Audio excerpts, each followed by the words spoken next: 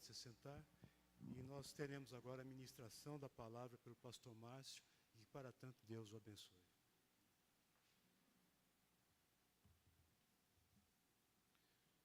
Saudamos aos irmãos com a graça e a paz do Senhor Jesus. Nós vamos ler apenas o fim da história. Segundo livro de Samuel, capítulo 18, versículos 32 e 33. Vamos ler estes versos. Vamos fazer a leitura de maneira conjunta.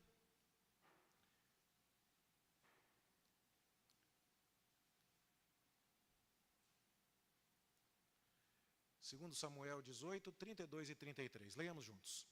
Então disse o rei ao etíope: vai bem o jovem Absalão? Respondeu o etíope: sejam como aquele os inimigos do rei, meu senhor, e todos os que se levantam contra ti para o mal. Então o rei, profundamente comovido, subiu à sala que estava por cima da porta e chorou. E andando dizia: meu filho Absalão, meu filho Absalão, quem me dera que eu morrera por ti, Absalão, meu filho, meu filho. Que o Senhor nos abençoe no estudo da sua palavra nesta noite. Meus irmãos, como temos dito, já o fizemos hoje pela manhã, nosso mês de agosto, pela boa mão do Senhor, está recheado de datas comemorativas. Nós começamos no primeiro domingo com o dia do presbítero e nem sequer pudemos comemorá-lo ainda, né? Vamos fazer isso no domingo que vem, se o Senhor nos permitir, quando vamos ordenar os novos oficiais eleitos por nossa igreja. E hoje estamos ao mesmo tempo celebrando o aniversário da Igreja Presbiteriana do Brasil e também o Dia dos Pais. Hoje pela manhã, demos graças a Deus por nossa denominação, falamos de uma perspectiva missionária, distribuímos os cofrinhos missionários e ainda temos exemplares aqui, nós vamos convidá-lo a retirar alguns, quem ainda não o fez, no próximo hino, antes de encerrarmos o culto. E agora à noite vamos trazer uma palavra a respeito do pai, da paternidade, do conceito bíblico de paternidade e do ideal bíblico de paternidade. Nossa liturgia esteve repleta de referências a isso. A ideia de que Deus é o refúgio, o socorro bem presente na tribulação, a ideia de que Deus cerca o seu povo e o protege, foi lida por nós no Salmo 46 e também foi cantada quando dissemos: estás presente a me cercar em todo o tempo, eu sei, me amas, tu me amas, ó meu Senhor. Depois nós vimos que Deus chamou sobre si a responsabilidade pelos problemas de seus filhos, e nosso Senhor Jesus Cristo tomou sobre si as nossas dores, e Ele levou sobre si o castigo que nos traz a paz. E a ideia de chamar para si a responsabilidade a respeito de seus filhos também está muito compreendida dentro do conceito de paternidade. E, portanto, foi em razão disso que nós cantamos a música que praticamente reverberava as palavras do texto bíblico, o cântico Isaías 53. Depois, nós ainda vamos ver aqui no texto desta noite que é necessário cuidar dos motivos do coração e que a paternidade não pode estar satisfeita com uma obediência externa. O pai que consegue dobrar o filho na marra com artimanhas e faz o filho ir na escola porque prometeu que vai dar pirulito a hora que a aula acabar, não tratou o coração do filho, só foi mais bem sucedido em barganhas que no final das contas levaram o coração do filho, foi para longe da escola e mais para perto é do pirulito.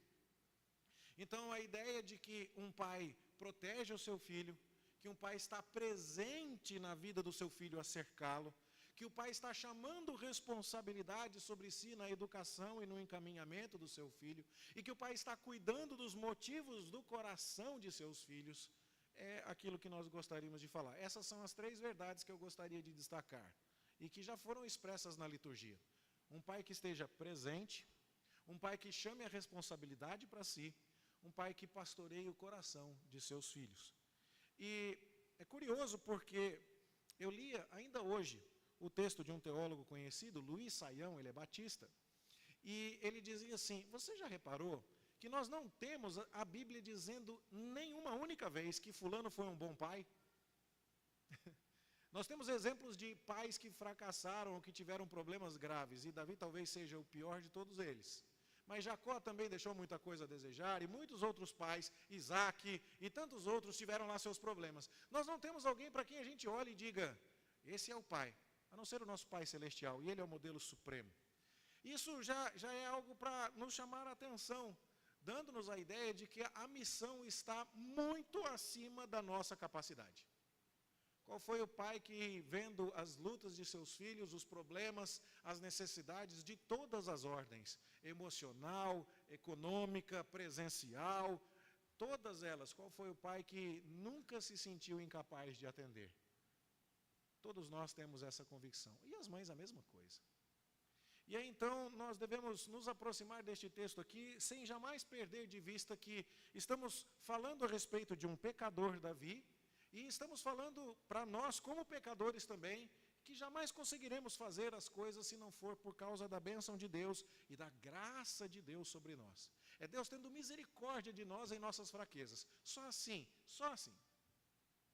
Mas isso não significa que devamos deixar de observar critérios da palavra de Deus para chamarem a nossa atenção quanto ao nosso papel. E o texto que nós lemos fala um pouco sobre o drama familiar de Davi. Você vê Davi gritando, Absalão, meu filho, quem me dera eu tivesse morrido por você, fosse eu no seu lugar, Absalão. E quando você vai ler o texto bíblico, você descobre que esse clamor de Davi está acontecendo depois que Absalão se revoltou contra seu pai, expulsou Davi de Jerusalém, Davi foge para o deserto, teme por sua vida, combate com seus homens ainda fiéis, com um exército montado por Absalão, príncipe, e nessa batalha, em que Absalão não tinha nenhum escrúpulo em matar o próprio pai, Absalão morre. E quando Absalão morre, Davi fica se lamentando desta maneira.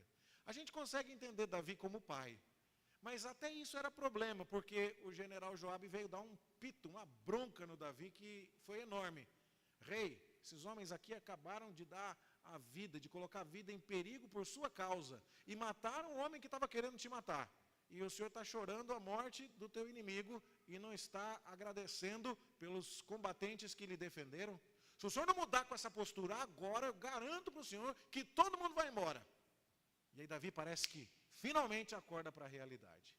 Como é que ele chegou no fundo do poço desse jeito, ao ponto de estar numa batalha em que o seu filho morreu, em que ele está lamentando a morte de seu filho diante dos soldados que o protegeram?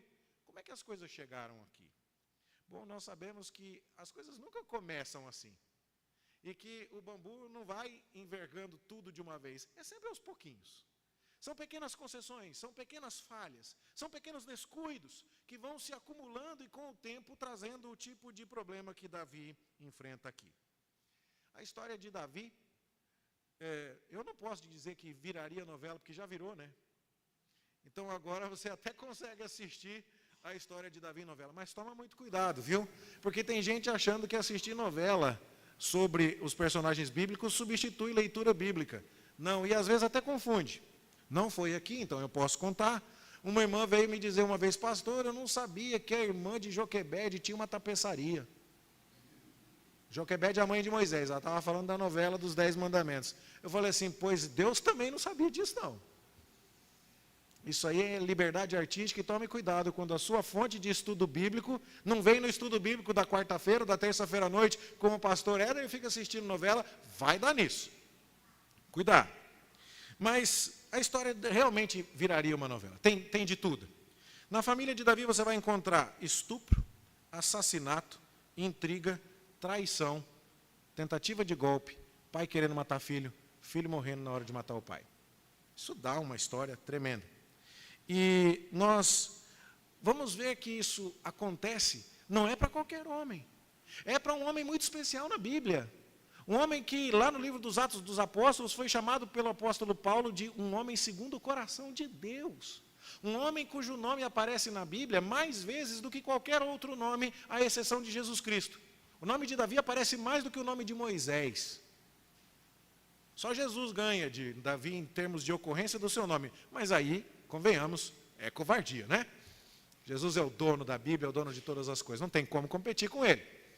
Davi tem o nome mais mencionado na Bíblia, é o homem segundo o coração de Deus, herdou uma promessa de que um filho seu sempre se assentaria no trono. 3.000 anos depois da sua morte, na nossa era, a bandeira de Israel ainda tem lá como seu símbolo a estrela de Davi. E você vê a importância desse homem, e no entanto, o que ele coleciona em termos familiares é uma série de tragédias e fracassos. E nós precisamos prestar atenção nisso. Até porque Davi tinha excelentes intenções, o que nós podemos ver pelo nome de seus filhos. Seu filho mais velho se chamava Aminon, que quer dizer fiel. O segundo se chamava Quileabe, que quer dizer como seu pai. O terceiro, Absalão, pai da paz, o que tentou matar ele, pai da paz. Adonias, o quarto filho, meu senhor é Jeová. Salomão, pacífico. Mas boas intenções expressas no nome dos filhos não bastam. Não houve paz e não houve fidelidade na casa de Davi. Ele teve grande sucesso fora do lar, mas fracassou terrivelmente dentro de casa. Por quê? Deixe-me contar para você muito brevemente a história de Davi. Ela está resumida no segundo livro de Samuel, e nós podemos lê-la, não é? Como vimos aqui o desfecho na história de Absalão, mas nós podemos lê-la detalhadamente depois em casa, e eu creio que esta nossa meditação nesta noite pode muito bem despertar a sua curiosidade para isso. Davi tinha vários filhos com várias mulheres, o mais velho se chamava Aminon. E havia uma filha de Davi com outra mulher chamada Tamar. E Aminon, portanto, era meio-irmão de Tamar. E ele se enamora da sua própria irmã, o que é proibido pela lei mosaica. Mas ele adoece por não controlar essa paixão. E isso aconteceu depois que Davi havia adulterado com Batseba. Então ele viu o pai sucumbindo ao poder de desejos carnais e não se sente muito obrigado a refrear os seus impulsos. Então Aminon recebe o conselho de um primo, finge que está doente, e fala que você só vai sarar se a Tamar vier fazer comidinha para você. E a palavra na língua hebraica para trazer comida, o bolos, é uma palavra daquele tipo de comida que a esposa ou a companheira do sexo oposto faz com todo carinho para você sarar. E Aminon pede assim para o pai: pai, se a minha irmã Tamar me trouxer aquela comidinha, e a palavra hebraica para isso é bem sugestiva, daí eu saro. Já estava naquela hora ali, no momento certo, para o Davi falar assim: você quer apanhar, moleque? Te quebro no meio. Para com essa história. É sua irmã. Para com isso. Mas Davi se omite. E autoriza. E aí então nós conhecemos bem a história, Aminon vai forçar Tamar. Diz o texto bíblico que quando Davi soube disso, a sua ira se acendeu sobremaneira. Ponto final. E a gente lê e fala assim: ficou muito bravo, e daí? E daí nada. Ele ficou muito bravo, mas não fez nada. E Absalão, que é um dos filhos de Davi, irmão mais novo de Aminon, que é irmão por parte de pai e mãe de Tamar, olha para aquilo e diz assim: peraí, meu pai não vai tomar providências? Algumas providências podiam ser tomadas. Apesar de todo o equívoco, Davi podia dizer: Aminon, agora você vai ter que casar. Porque há previsão a respeito disso na lei mosaica. Não era o melhor dos cenários, mas era uma maneira de corrigir aquela maldade. Ou então, Davi podia providenciar que por conta desta violência, Aminon fosse executado.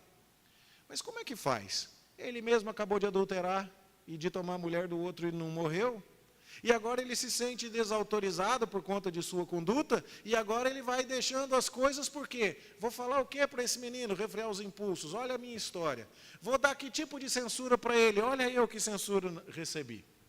E aí, então as coisas vão piorando, porque agora Absalão fica olhando para o pai e diz assim: meu pai não vai fazer nada? Então farei eu. E agora, cozinhando aquele plano em fogo baixo, Absalão faz com que 2 anos depois, ele tenha todo um plano tramado para executar o seu irmão Aminon. Ele agora pede ao pai que todos os príncipes herdeiros vão para um piquenique. E o pai está entendendo mais ou menos a ideia. Mas ele fala: não, vai todo mundo junto. E meio que coloca Aminon cercado de irmãos para ver se Absalão não chega até o irmão de quem ele quer se vingar. Mas não adianta. Absalão consegue se vingar do irmão e o mata. E foge, vai para a casa do avô, lá em Gesur. E ali ele fica. 3 anos. E quem fica ali cuidando do coração do assassino Absalão é o avô materno, por 3 anos. E Davi não vai buscar o filho, não manda diligências para investigar o que aconteceu, e mais uma vez não executa justiça. E as coisas vão passando, e o tempo vai passando. Aminon era o filho mais velho. Ele deveria herdar o trono. Com a morte de Aminon, nós não sabemos o que aconteceu com Quileabe, que é o segundo filho, o nome dele não é mencionado, mas parece que Absalão agora se torna o príncipe herdeiro. E o general Joabe agora chega a Davi e vai dizer assim: rei, temos que tomar alguma providência, o príncipe herdeiro está foragido. O príncipe herdeiro está fora de casa faz 3 anos. E o general fica insistindo com o rei, até que o rei diz: tá bom, vai lá, traz ele aqui. E então Joabe consegue que Absalão venha. Mas Davi diz assim: não quero ver a cara dele. Davi não trata as coisas. Davi não chama o filho e diz assim: filho, você sabe o que aconteceu? O erro está aqui, o problema está aqui, a lei de Deus diz isso. Mesmo que fosse para dizer: filho, eu não sou um exemplo perfeito, eu errei nessa área, mas isso não significa que você deve errar também. Eu pequei aqui, e olha quantas consequências Deus vai trazer, né? Deus pode trazer sobre mim, como de fato trouxe. Quantos problemas isso traz? Não faça a mesma coisa que eu fiz. Não, Davi se omite. E agora, Absalão está em Jerusalém, a poucas centenas de metros do seu pai, mas não vê o pai. O problema está ali o tempo todo e não é tratado. E então as coisas vão se desenhando. Absalão tem uma filha. A gente não sabe qual foi o momento exato, se lá em Jesur ou se já em Jerusalém. Mas sabe que nome ele pôs na filha? Tamar. O nome da irmã que foi forçada. Toda vez que ele pegava a filhinha no colo, sabe o que ele estava lembrando? Eu tenho um assunto não resolvido com meu pai, que me obrigou a ser um assassino. Ou então que pelo menos é responsável por parte do meu erro aqui. E olha só as minhas histórias mal resolvidas. E você vai vendo a história com Absalão e vai inclusive percebendo. Ele manifesta intenções de resolver logo esse assunto, tirando o pai do meio do caminho. Porque ele manda fazer para si uma carruagem. E contrata 50 homens para correr adiante dele. Guarda-costas. Gente, para que essa exibição gratuita de autoridade e de poder? Só pode ser explicada se Absalão tem intenções de mostrar ao povo: viram o príncipe herdeiro? Ele está aqui em Jerusalém. Ele se chama Absalão. Viram a carruagem dele? Viram como ele é importante? Além disso, a Bíblia diz que Absalão era celebrado por sua beleza, que ele não tinha defeito. Da cabeça até a sola do pé, Absalão era lindo, maravilhoso. E quem é que não gosta de ter um príncipe bonitão, andando de carruagem para baixo e para cima, em Jerusalém? Mas para piorar as coisas, diz o texto bíblico que Absalão roubava o coração do povo. Ele se estabeleceu na porta da cidade, e quando as pessoas vinham até Davi por conta de suas demandas, ele chegava até as pessoas e dizia: seja bem-vindo, como posso ajudá-lo? Então a pessoa dizia: não, eu vim trazer uma demanda para o rei. E a pessoa estava conversando com o príncipe, bonitão, de carruagem, na porta da cidade. E Absalão dizia assim: ah, pena, viu? Que o rei anda muito ocupado, ele não vai poder te atender, não. Mas quando eu for rei em Israel, olha, isso aí não vai ficar assim não, porque a tua causa é justa, porque o que você está pedindo, você tem toda a razão. E aí, então o texto bíblico diz que assim Absalão roubava o coração do povo. Só faltava pegar a criancinha com o nariz escorrendo no colo, tirar foto e postar no Instagram. Só faltava isso. Mas de resto, ele fazia tudo.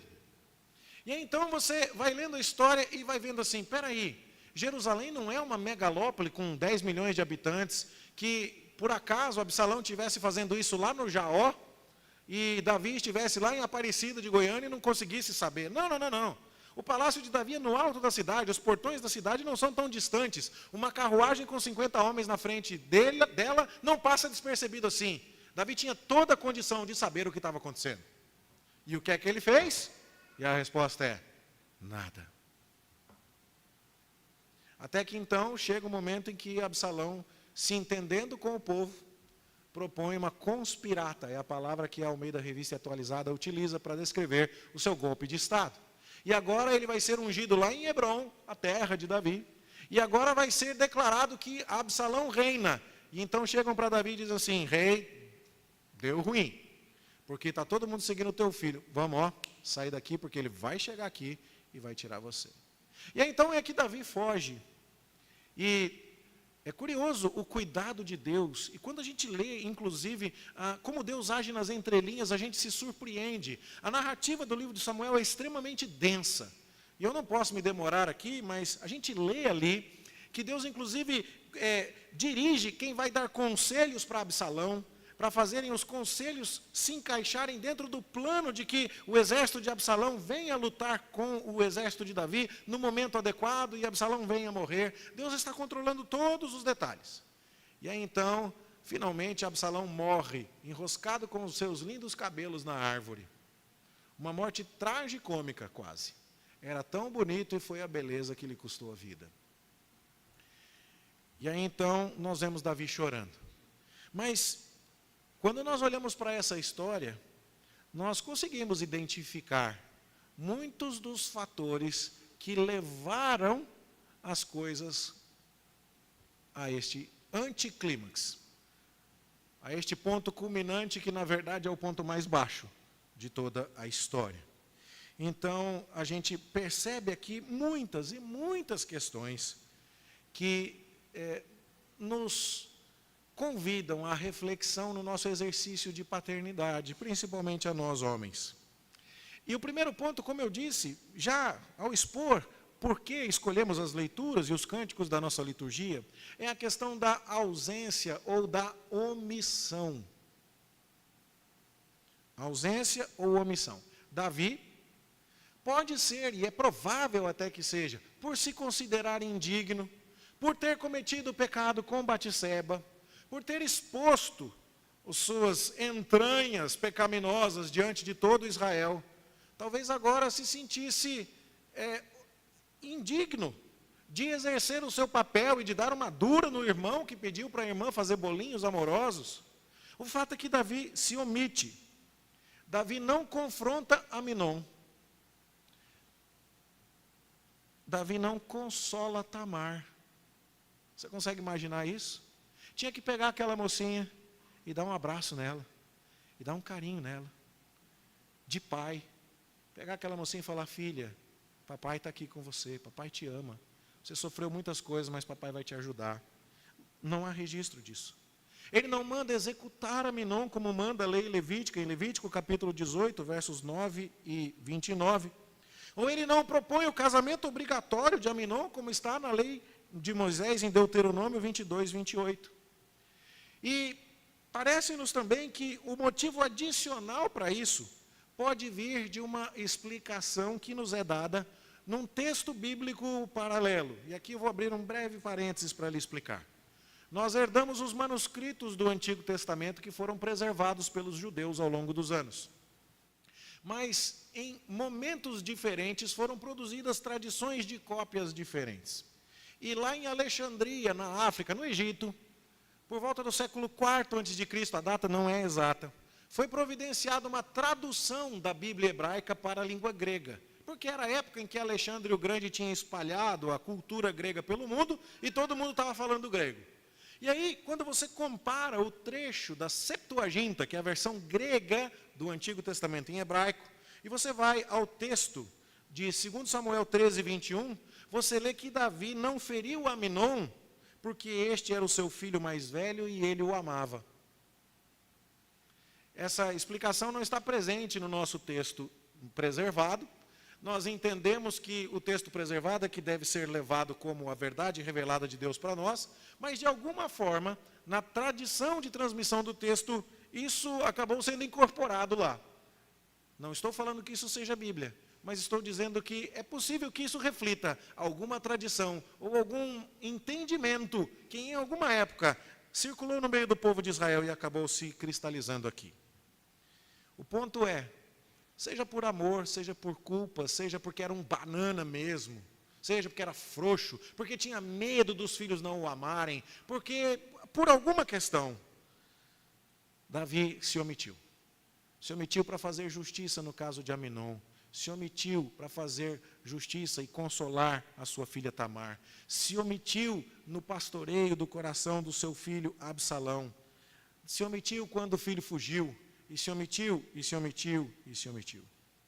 Talvez a maior sequela das omissões de Davi seja notada na vida de Absalão.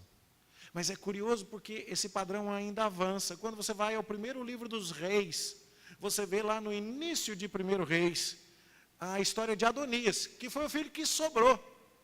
Tinha Aminon, tinha Quileabe, tinha Absalão e depois Adonias. O Aminon morreu, morto por Absalão. O Quileabe a gente não sabe o que aconteceu. O Absalão morreu em batalha, sobra o Adonias. E você vai lá e lê o texto. E diz o texto assim, Adonias falou, eu reinarei. E sabe o que ele fez? Mandou fazer uma carruagem, botou 50 homens na frente dele. E você fala, ih, já vi esse filme. E sabe o que ele fez? Ele se entendeu com o sumo sacerdote e com o general. Você fala, ih, já vi filho príncipe com carruagem politicamente articulado. E o texto ainda diz que o Adonias era muito bonito. E você fala, agora acabou.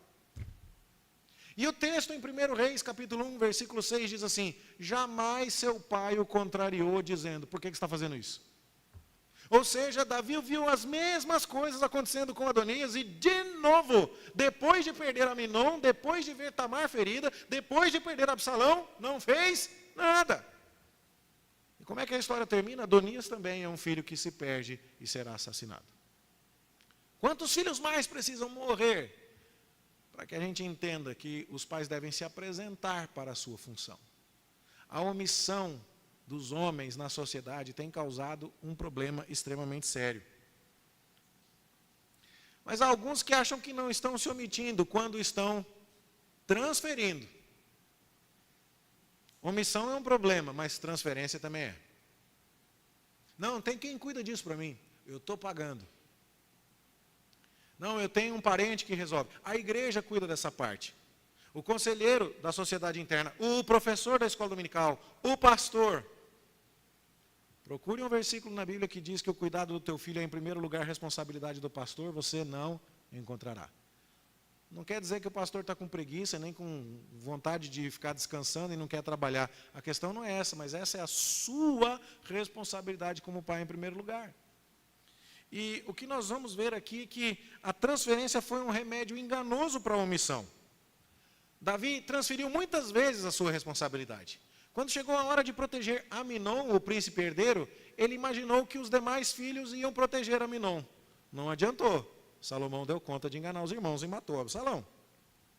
Depois, quando Absalão, tendo matado Aminon, foge para a casa do avô, Talmai, na cidade de Gesur, por 3 anos, quem fica tomando conta de Absalão é o avô. Quem fica tratando direto com Absalão é o avô. Depois, quando Absalão volta para Jerusalém, Davi fica esperando o tempo passar. O tempo se encarrega de resolver. Não, o tempo só deixa a ferida mais infeccionada. E são muitos os anos que se passam.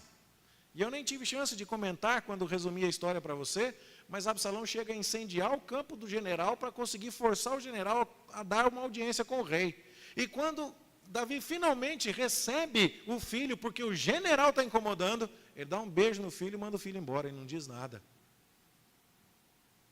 Não, o tempo não vai resolver. O tempo não vai resolver. Então, quando você vai lendo as questões, levou 2 anos desde que Tamar foi forçada para que Absalão cometesse o assassinato. Foram mais 3 anos em que Absalão esteve em Gesur. Depois foram mais 2 anos em que ele esteve em Jerusalém antes de conseguir audiência com o rei. E depois foram mais 4 anos até ele promover o golpe de Estado. Você consegue fazer a conta? 2 depois que a irmã morreu, depois que a irmã foi forçada.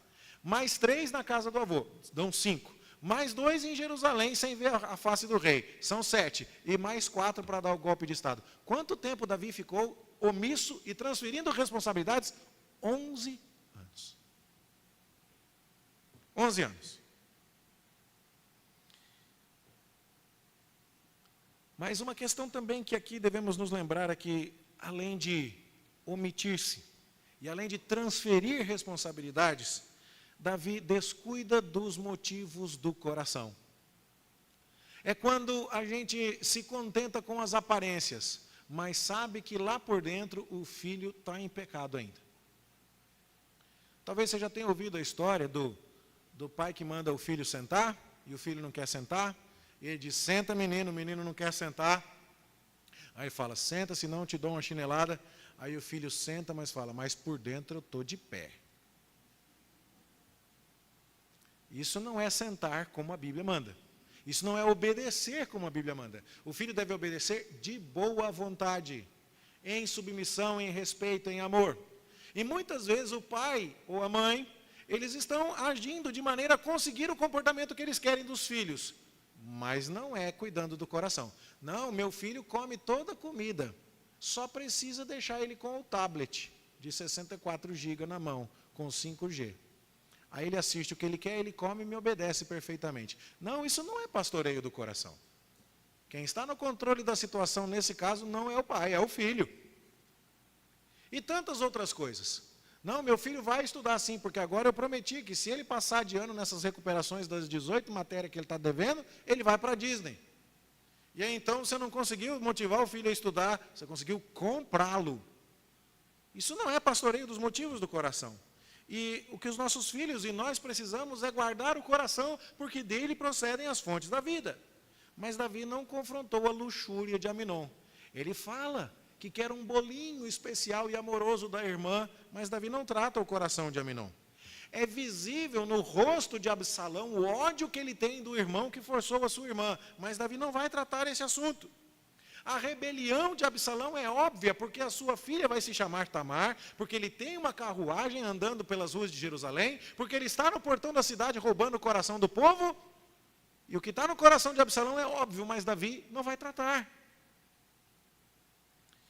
Então, nós olhamos para tudo isso e percebemos problemas que nós devemos evitar. E o remédio para isso tem que ser o contrário das atitudes que estamos vendo aqui. Em vez de ausentes, nós precisamos nos esforçar para estar presentes na vida de nossos filhos. Semana de Dia dos Pais em escola. Quantos menininhos de coração partido, às lágrimas, porque o pai não estava lá. Que tristeza. Às vezes o pai não consegue mesmo trabalhar e ir, não tem jeito. Mas ele manda um representante, ele dá um jeito. Ele aparece, ele conversa. E quando o filho sabe que esse pai está junto, às vezes tinha alguns lá que o pai não estava, mas eles estavam tranquilos. Mas tinha alguns que estavam chorando porque o pai não estava só lá no dia, o pai não estava lá em momento nenhum mesmo. Nós precisamos dar este apoio e esta presença. E é por isso que nós temos que celebrar aquilo que a Escritura nos diz. Deus é o nosso socorro bem presente nas tribulações. Deus está presente a nos cercar em todo o tempo. E é por isso que nós sabemos que Ele nos ama. E você já deve ter ouvido, o jargão não é dar presente, é ser presente. Não é verdade? Você já deve ter ouvido essa história, mas ela sempre me toca. Um menininho chegou para o pai e falou assim, pai, quanto que você ganha? O pai falou, o que você quer saber, menino? Não, quero saber quanto o senhor ganha. Aí o pai falou o salário. Aí ele falou assim, mas é por mês, é por dia e tal? Aí o pai falou, não, eu ganho por hora trabalhada. E quanto que é a hora trabalhada? É tanto. Imagina que o pai falou, é R$12. Aí o menino chegou e falou assim, pai, me empresta R$4? Para que você quer R$4, menino? Não, estou precisando de R$4. Aí o pai empresta R$4, o menino tira mais 8 do bolso, junta com mais 4, dá 12. Ele entrega para o pai e fala assim, pai, agora você passa uma hora comigo? De cortar o coração. Nós precisamos estar presentes na vida dos nossos filhos e colocá-los como a nossa maior responsabilidade. De estarmos, de fato, criando filhos de Deus, adoradores do Senhor Jesus Cristo, pessoas que estarão no caminho do Senhor, porque não adianta fazer deles verdadeiros príncipes. Seu filho pode ser bonito igual Absalão, sem defeito, da cabeça até a sola do pé. Pode andar de carruagem com 50 guarda-costas na frente dele. Pode ser popular e todo o povo gosta dele, todo mundo vai atrás dele. E pode estar irremediavelmente perdido pelo fato de que você não está presente na vida dele. Pelo fato de que a relação dele com o pai tem um papel predominante no seu futuro e na organização das suas emoções. Não adianta transferir isso. É curioso porque há uma série de fatores que podem explicar isso. Eu não ouso ter uma conclusão definitiva, mas o número de matrículas na escola confessional em que eu trabalho aumentou muito do ano passado para cá. Acho que há uma preocupação por conta das ideologias que estão aumentando, por conta de situações políticas no nosso país, mas eu não tenho certeza de por que foi que isso aconteceu. Mas o que eu vejo é que, muitas vezes, os pais imaginam que vão deixar um meliante às 7h30 da manhã e vão recolher um seminarista ao meio-dia. Não é assim. Não é assim que funciona. E não adianta transferir isso. Deuteronômio capítulo 6 está dizendo, você vai falar destas palavras deitado, sentado, andando no teu caminho, o tempo todo. É você. Não é? Então, quantas e quantas vezes a gente já viu história de criança que, se a mãe não vier, está tudo bem, mas se a babá faltar, ela fica doente. Quantas transferências nós temos visto? E é por isso mesmo que nos votos que pais fazem por ocasião do batismo infantil, é requerido deles que eles sejam um exemplo. Não pode ser outra pessoa. Vovô, vovó, precisam tomar cuidado com essa armadilha. É importante mesmo que você esteja presente na vida deles, mas mais ainda que os pais estejam presentes. E por isso essa palavra é tão importante. E por fim, o descuido dos motivos do coração. Será que você não está criando um Absalão dentro de casa? Aquele filho que está contando, dizendo assim, fiz 18, vou morar sozinho, não vou dar satisfação de nada, não vou olhar para trás, sumo, nunca mais venho na igreja, que escola dominical que já era, perdeu o pai, estou indo embora. Né? Um filho que tem tudo, mas está miserável porque não tem a presença, não tem o limite, não tem o amor de seu pai. É importante demais que o coração seja sondado, porque às vezes as coisas certas estão sendo feitas, mas as motivações erradas é que estão movendo as atitudes corretas. E então é preciso que a gente olhe para os motivos do coração de nossos filhos. Quando a gente lê tudo isso aqui, normalmente, a reação que toma conta de todos nós, inclusive de mim, é: não consigo. Eu olho para esse padrão e digo, Deus, tem misericórdia de mim. Eu tenho que trabalhar bastante para colocar comida na mesa. Eu tenho que me ausentar de casa muitas horas por dia. Quando eu chego e estou abrindo o portão, eu estou derrubado e o meu filho está vindo para cima de mim com mais trocentas demandas. Quem é suficiente para essas coisas? E a resposta é, nenhum de nós. Mas eu louvo a Deus porque eu leio a Escritura e vejo que Malaquias está dizendo assim, vai nascer para você o sol da justiça. E ele vai converter o coração dos pais aos filhos e dos filhos aos seus pais. Ele vai resolver demandas familiares. Ele é a solução. E agora eu olho e percebo, de fato, Davi veio para que todo mundo entendesse, a gente precisa de um rei mesmo. Mas mesmo esse aí, segundo o coração de Deus, mavioso salmista de Israel, herdeiro da promessa eterna de dinastia, mesmo esse aí não serve. Eu preciso de um rei melhor do que ele. Eu preciso de Cristo. Cristo é o rei que não se omitiu. E que não deu o golpe de estado para assumir trono. Pelo contrário, ele estava no trono. E quando o pai dele o chamou, ele deixou o trono para fazer o que o pai estava mandando.